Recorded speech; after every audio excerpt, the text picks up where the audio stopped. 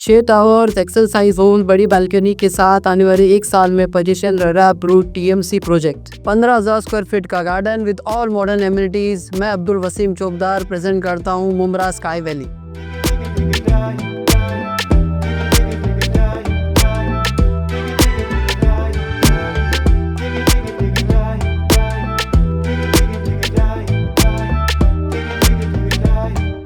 One BHK 2 BHK जोड़ी apartments available है। Location Grey Square के पीछे। हलाल पेमेंट प्लान्स अवेलेबल है। सैंपल फ्लैट भी साइट पे अवेलेबल है। साइट विजिट्स एंड बुकिंग के लिए दिए गए नंबर पे कांटेक्ट कीजिए।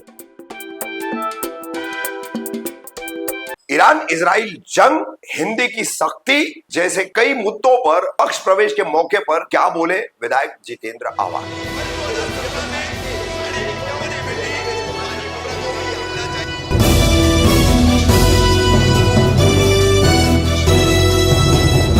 कामदार हिंदुस्तानी रिपोर्टर में आपका स्वागत है। मुमरा कौसा के विभिन्न राजनीतिक दल और समाज सेवा से जुड़े हुए कई लोगों का 23 जून को ठाणे के राष्ट्रवादी कांग्रेस पार्टी शरद पवार गुट कार्यालय में प्रवेश कार्यक्रम। इस कार्यक्रम के मौके पर राष्ट्रवादी कांग्रेस पार्टी के दिग्गज नेता मुमरा कलवा के विधायक पूर्व मंत्री जितेंद्र आव्हाड ने पक्ष प्रवेश के साथ ईरान इजराइल की जंग, स्कूलों में हिंदी भाषा की अनिवार्यता यानी सख्ती, हर हाल में उसको आपको लेना ही होगा, इस तरह की जो नीति सरकार की है, ऐसे कई मुद्दों पर विधायक जितेंद्र आव्हाड ने मीडिया से बात की, अपनी बातें रखी और अंग्रेजी को लेकर के जो एक अलग तरह का सुर है उस पर भी उन्होंने अपना मत प्रदर्शित किया।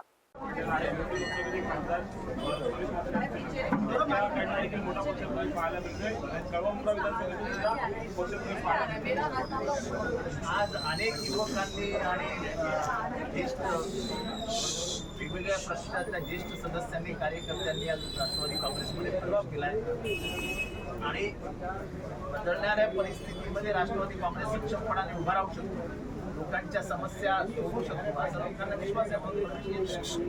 सर, गेल्या काही दिवसांपूर्वी काही नगरसेवकांनी जे आहे ते शिवसेना धनुष्यबाण हाती घेतलं होतं, त्यामुळे पूर्वीचे जे शिवसैनिक आहेत ते इच्छुक होते त्यांच्यामध्ये कुठेतरी नाराजी दिसते, तर भाजपमध्ये देखील नाराजी दिसते, त्यामुळे येत्या काही दिवसात आणखी पक्ष बंद पडतील। ज्या पद्धतीने ठाण्यामध्ये शिवसेना प्रवेश देते 130 चे 260 वार्ड करणार हे काय मला माहिती। एकेका वार्डात 4-4 लोकांना प्रवेश देतात, कशाला लोकांच्या मूळ लावतात? त्यांची जी सवय आहे।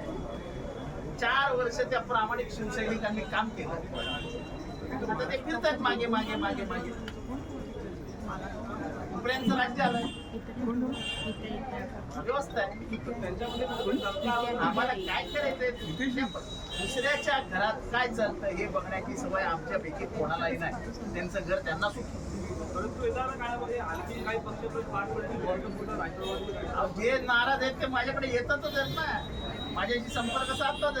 तुम्ही जाऊन बॅनर बघा, कसे नावं कापतायत, कसे फोटो गायब करतायत। शिवसेनेचे बॅनर लागलेत, ही मेन शिवसेना आहे, त्याच्या कार्यकर्त्यांनी बॅनर लावलेत, कोणाकोणाचे फोटो तपासा, मग तुम्हाला कळेल की हिंद किती मोठी होती राहिली। सर, हिंदी भाषी पर इतनी सख्ती की जा रही है, दूसरा ऐसा है कि हम हिंदी भाषी के ना तो विरोध में है, हमने ना कभी किसी भाषा को विरोध किया, लेकिन सख्ती से अमल होना ये कोई बराबर बात नहीं। गुजरात में होती है क्या सख्ती?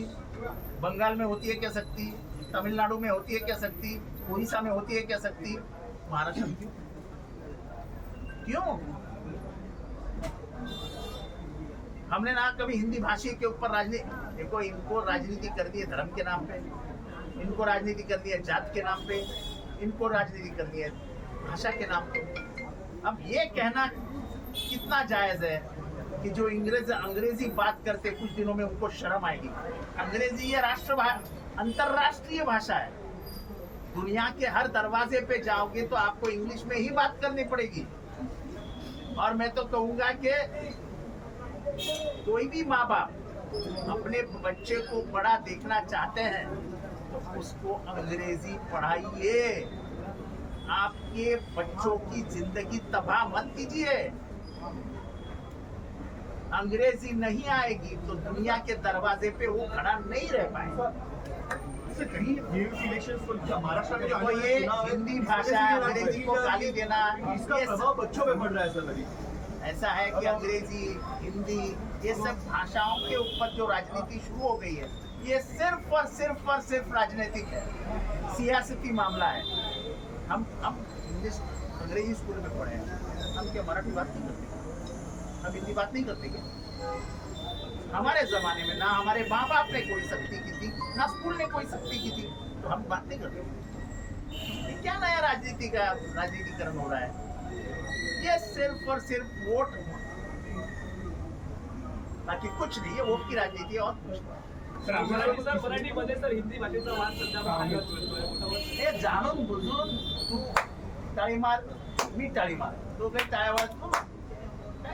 अमित शहा पण आज बैठक घेणार आहे. मला काय करायचं ते जाऊ दे ना, परिस्थितीला मला काय संबंध. अमित शहा म्हणतात की भविष्यामध्ये इंग्रजी जी आहे ही इंग्लिश भाषा बोलली जाणार आहे, त्यामुळे कुठे गळचेपी होईल का मराठीची असं वाटतंय? असं आहे की अशा जगामध्ये अशी लोक आहेत जे 30 भाषा बोलतात, 30 भाषा. आपण आहोत कुठे? कोणावरती जबरदस्ती करून काहीच होत नाही. खायची जबरदस्ती, राहायची जबरदस्ती, कपडे घालायची जबरदस्ती, हे खाऊ नका, ते खाऊ नका, हे बोलू नका, ते बोलू नका, हे वाचू नका, ते वाचू नका. ते काय लावलंय काय? जसं मी सांगितलं, अरे आम्ही तर इंग्रजी शाळेत गेलो होतो, आम्हाला कोणी मराठी शिकवलं होतं, पण आम्ही कुठे मराठीत कमी पडतो का? आम्ही हिंदीत कमी पडतो का? आम्ही इंग्लिशमध्ये कमी पडतो का? सरस्वती आहे ती,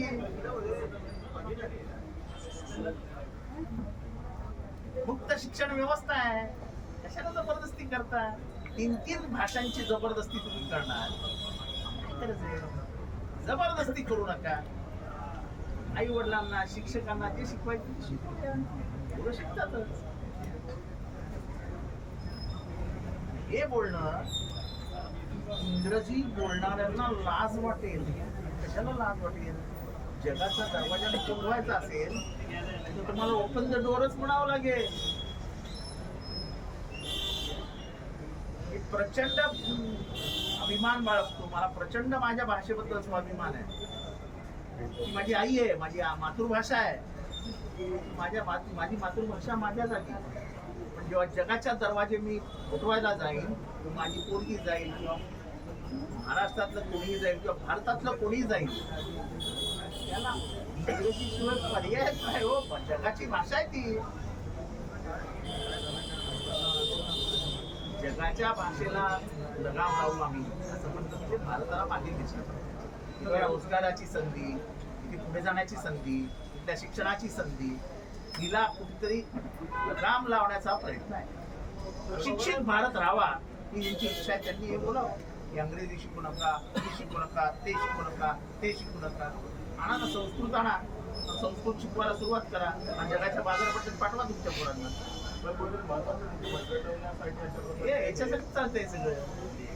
मला बेरोजगारीवर बोलायचं नाहीये, मला वाढत्या महागाईबद्दल बोलायचं नाहीये. इस्रायल इराण युद्धाने होणारी महागाई, तेलाची टंचाई याच्यावर बोलायचं नाहीये. पुढच्या काही दिवसांमध्ये पेट्रोल डिझेलचा भडका उडणाऱ्या भडका किमतींचा जारी होती है देखो ऐसा है कि अंतर्राष्ट्रीय स्तर पर भारत की भूमिका स्पष्ट होनी चाहिए. स्पष्ट. राष्ट्र नीति में हमने हमेशा इजराइल के आक्रमण को विरोध किया है. ये आज की बात नहीं है. स्वतंत्रता आंदोलन में जब पहली बार इजराइल का सवाल खड़ा हुआ था तो गांधी जी इजराइल के खिलाफ बात किए थे. तभी से लेके आज तक अटल बिहारी वाजपेयी ने तो यूएनओ में कहा था कि इजराइल जिस जमीन पे घुसी हुई है वो जमीन उनकी नहीं है. ये मैं नहीं कह रहा हूँ, ये अटल बिहारी वाजपेयी ने कहा था. और वाजपेयी जी से बड़ा कोई सियासती अंतर्राष्ट्रीय व्यवहार जानने वाला दूसरा कोई था क्या? अभी हमको गाली देने वाले से मैं पूछना चाहता हूँ कि अटल बिहारी वाजपेयी को गाली दीजिए ना भाई साहब. उन्होंने इजराइल की निर्वंसना की थी, उनके विचारों का खंडन किया था और कहा था कि आप आक्रमण कर रहे हो अरबों की जमीन. हमने नहीं कहा. तो आज कह रहे हैं हम, तब तो उस जमाने में तो हम बच्चे थे, तब अटल बिहारी जी ने कहा. से ट्रम्प कह रहे थे कि हम विश्व में शांति लेके आएंगे, अब खुद इस युद्ध में आ गए। अब भारत सबसे ने बड़ा दुनिया में अशांति फैलाने वाला आदमी अगर कोई है तो वो ट्रम्प है।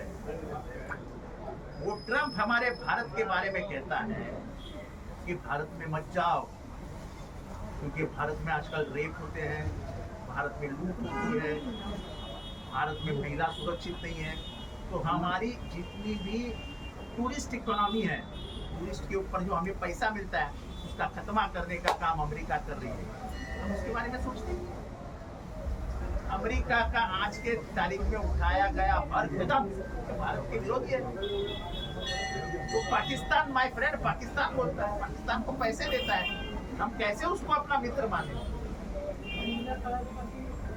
एक तरफ पाकिस्तान घुस के पहलगाम में लोगों को मार रहा है और दूसरी तरफ पाकिस्तान अमेरिका और यूएनओ को पैसे, IMF पैसे दे रही है पाकिस्तान को। हमारी भूमिका अंतरराष्ट्रीय स्तर पे हमारी भूमिका क्या है? दैनिक चर्चा सर, इंडिया अलायंस की भूमिका क्या रहेगी आने वाले पार्लियामेंट सेशन में? क्या वो एकजुट रहेंगे इस मामले में? बिल्कुल एकजुट रहेंगे, क्यों रहेंगे? तो किस तरीके से आप विरोध करना चाहोगे इस चीज को? मैं ना तो सांसद हूँ, ना मैं संसदीय पार्टी का कोई सदस्य हूँ, तो ये सवाल मुझे लागू ही नहीं होता है। सर, पवारांना सोडलं ही चूक म्हणजे घुसमट होते असं नाही. मी माझी भूमिका स्पष्टपणे मांडली. होय, पवार साहेबांना सोडलं चुकीचं, परंतु मी कधीही त्यांच्यावर टीका नाही केली असं भाजपा जाधवांनी ठीक आहे ना, तर असं आहे की एवढी कबुली दिलं हा देखील मनाचा मोठेपणा आहे, हा माझे मोठेपणा आहे. आणि पवार साहेबांनी त्यांना प्रदेशाध्यक्ष केलं, त्यांना आमदार केलं, त्यामुळे आता तर झाला गत इतिहास आहे. पण त्या गत इतिहासामध्ये मी चुकलो हे सांगण्याचा मनाचा मोठेपणा भास्कर जाधवांमध्ये फार कमी लोकांमध्ये आजच्या राजकारणात. जे घडवतात त्यांच्यावर डोक्यावर बसायचं आणि कानात अशी सवय झाली लोकांना. म्हणजे बालकाला बनवायचा आणि बालकाने बापाच्या पार्श्वभागावर नवीन राजकारणाची त्याच्यामध्ये भास्कर जाधवांचं मनापासून कौतुक केलं.